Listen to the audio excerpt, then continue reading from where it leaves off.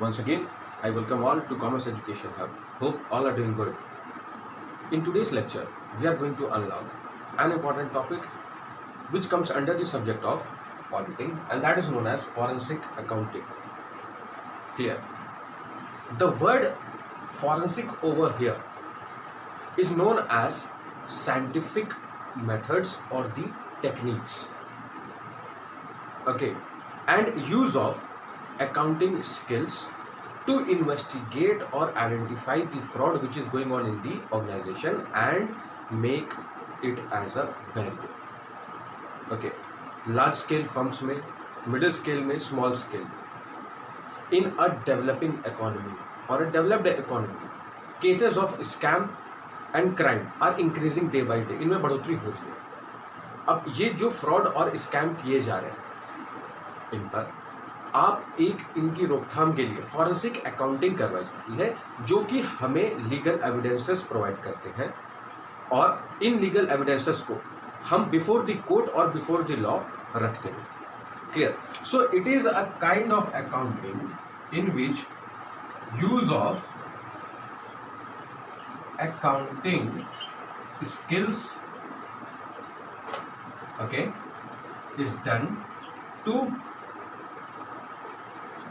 investigate or you can identify the fraud, and along with the identification and investigation you need to make a stop over the same. Stop the fraud और you can say it as a scam. जो भी fraud और जो भी scam हमारी organisation में अभी हो रहा था या पॉसिबिलिटीज है उसके होने की, उन पर हम अंकुश लगा रहे हैं. उनकी रोकथाम के लिए हमने फॉरेंसिक अकाउंटिंग का यूसेज किया है. फॉरेंसिक अकाउंटिंग कोई भी organization with their own decisions नहीं करवा सकते. You should have an order given by the court और द लॉ, कानून, या फिर कोर्ट के माध्यम से आपको ऑर्डर्स मिलने चाहिए, और यहाँ पर अपॉइंटमेंट किया जाता है एक फॉरेंसिक अकाउंटेंट या फिर फॉरेंसिक ऑडिटर का. और वह अकाउंटेंट या अंकेक्षक जो कि फॉरेंसिक से जुड़ा हुआ है, वो आकर के इन्वेस्टिगेशन और पूरी जांच करता है हमारे फाइनेंशियल स्टेटमेंट्स की. ओके, यानी कि हम इसमें एक और डिफाइनेशन एड ऑन कर सकते हैं, that is known as to analyse financial statements which are of use, जो हमें मदद करेंगे हमारे लीगल प्रोसीडिंग्स में. Useful in legal proceedings. अब दो कंडीशंस देखिए यहां पर अराइज होती है. सबसे पहला कि या तो आपके ऑर्गेनाइजेशन में, आपकी कंपनी में, आपकी फर्म में फ्रॉड और स्कैम हो चुका है, it has already been done. अब उसकी जांच करवाई जाएगी, इन्वेस्टिगेशन करवाई जाएगी, और उस पर जो रिपोर्ट्स तैयार होंगी वो आप कोर्ट के समक्ष प्रस्तुत करते हैं. और बोथ द पार्टीज, कंपनी वाले भी और एक सरकारी वकील भी अपॉइंट किया जाता है, जो कि उस केस पर अपनी याचिकाएं दर्ज करने के बाद में उस पर सुनवाई होती है कि भाई किस लेवल तक वो ट्रू है. ठीक है, तो यहाँ पर आप देखिए कि हमने जो लीगल प्रोसीडिंग्स करनी है, ओके, उसके लिए हमारे पास में एक प्रॉपर एविडेंस होना चाहिए. May be it is a true evidence और अ फॉल्स एविडेंस, ये जांच के बाद में पता चल जाता है. अब पहली कंडीशन तो हो गई कि आपके यहाँ फ्रॉड और स्कैम हो चुका है. What if the condition is not fulfilled? अगर वो फ्रॉड और स्कैम नहीं हुआ तो यहाँ पर भी आप फॉरेंसिक अकाउंटिंग करवा सकते हैं by the orders of government और by the order of court. Okay, so यहाँ पर हमने देखा कि 2 points are given in the definition regarding the forensic accounting. अच्छा, अब हम देखते हैं यहाँ पर कि देखिए कौन कौन से वो केसेस हैं, या फिर आप एग्जाम्पल्स उन्हें भी कह सकते हैं, कि जिनमें हमें फॉरेंसिक अकाउंटिंग की आवश्यकता पड़ती है. Okay, so these are the cases और एग्जाम्पल्स. सो देखिए सबसे पहला आता है हमारा bankruptcy. Bankruptcy can also be known as, you can say, insolvency. Clear? अब सेकंड पॉइंट आता है आपका यहाँ पर में कि क्राइम और यू कैन से फ्रॉड और स्कैम। सबसे पहले हम देखते हैं बैंकरप्सी या फिर इंसॉल्वेंसी। अब आपको अगर बैंकरप्ट कर दिया, कोर्ट ने करार कर दिया, तो आप अपनी दलीलें वहां पर पेश करते हैं और इसके लिए आपने फॉरेंसिक अकाउंटिंग को करवाना पड़ता है। क्लियर। अब इस फॉरेंसिक अकाउंटिंग में यहाँ पर आपने जो फॉरेंसिक अकाउंटेंट आया हुआ है वो हमारे जितने भी फाइनेंशियल स्टेटमेंट्स हैं उनकी पूरी जांच करेगा। अलॉन्ग विद द सेम यहाँ पर हमारे जो भी बैंक से related bank reconciliation statement, cash flow statement, balance sheet और हमारे जितने भी फाइनल अकाउंट्स है, trading and profit and loss along with the balance sheet, सबकी एक ट्रू और फाइनेंशियल रिपोर्ट तैयार करने के बाद में as a legal evidence it will be presented before the court and there the court will be taking the further decisions regarding the same। उससे संबंधित आगे के निर्णय हमारी कोर्ट लेती है। अच्छा, अब आपका आता है क्राइम। अगर आपके किसी भी वर्कर ने, skilled, semi skilled, unskilled worker कह लीजिए, लेबर कह लीजिए, एम्प्लॉय कह लीजिए, जो भी हो, उसने अगर कोई ऐसा सीरियस क्राइम किया हुआ है जिसने आपके कंपनी या ऑर्गेनाइजेशन के legal documents, may be it is of any department, किसी भी विभाग के हो सकते हैं, या फिर आप कह सकते हैं कि उन्होंने किसी प्रकार की आपकी मशीनरी, प्लांट लेआउट, सेटअप और आपके इंफ्रास्ट्रक्चर से रिलेटेड किसी भी चीज़ को अगर नुकसान पहुंचाए जो कि एक सीरियस क्राइम है अकॉर्डिंग टू दी लॉ, कानून के मुताबिक, यहाँ पर भी आपको फॉरेंसिक अकाउंटिंग करवानी है। क्लियर। अगर वहाँ पर हो गया फ्रॉड, अब भाई फ्रॉड किया गया है तो नोइंगली किया गया होगा। अब नोइंगली किया गया है तो उसके कुछ एविडेंसेस होंगे, प्रूफ होंगे, ए से लेके जेड तक जो फ्रॉड किया गया इन द अल्फाबेटिकल ऑर्डर, आप ए टू जेड के बीच में जितने आपने यहाँ पर फ्रॉड को करने के लिए जिन जिन चीज़ों का यूसेज किया, मोड्स का यूसेज किया, क्लियर, वो सारी चीज़ें यहाँ पर आपकी आ जाती हैं। अच्छा, स्कैम देखिए होता है एक लार्जर अमाउंट का। Clear.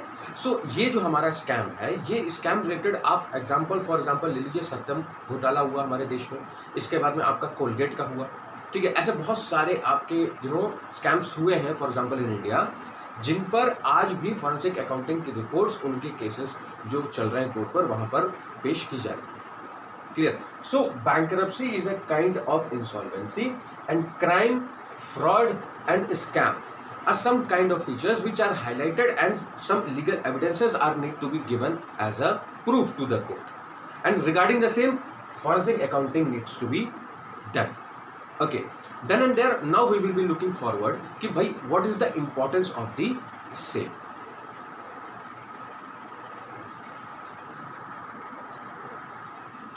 Okay, so now let's move on with the importance or the usage। इसकी क्या आवश्यकता है फॉरेंसिक अकाउंटिंग की हमारे ऑर्गेनाइजेशन के लिए। Okay, so the first one is it provides proper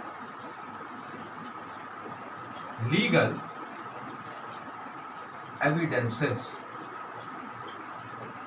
court के सामने जो भी आप प्रॉपर लीगल एविडेंसेस रखते हैं वो हमें एक प्रॉपर मैनर में हमारे फॉरेंसिक अकाउंटिंग रिपोर्ट्स के माध्यम से मिलता है, और वही एविडेंसेस एक लीगलिटी के बिहाफ पर आप कोर्ट के समक्ष रखते हैं, ठीक है। And they are a kind of proof because court works on the same. Okay, so now let's move on with the second one. यहां पर क्या है, to keep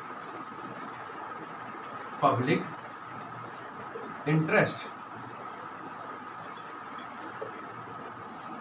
okay, public interest में आपके यहाँ पर ध्यान देने योग्य ये बातें आती हैं, आपके पास है share holders in the market, आपके पास है इन्वेस्टर्स, आपके पास है बैंक्स, और साथ ही साथ आपका आ जाता है lenders.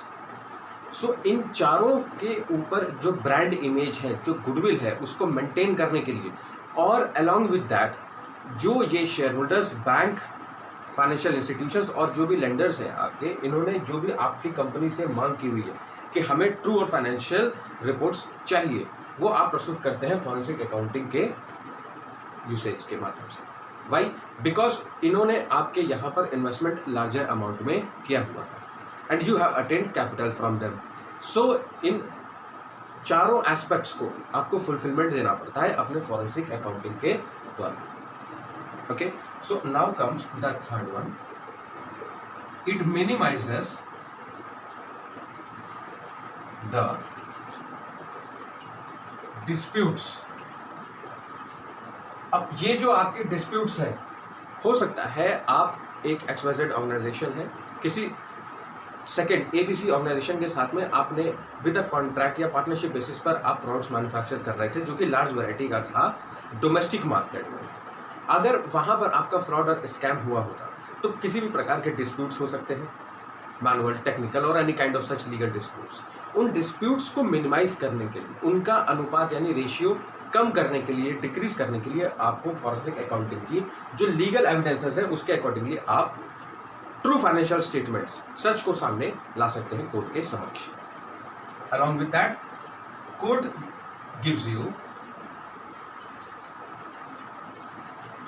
True and early justice.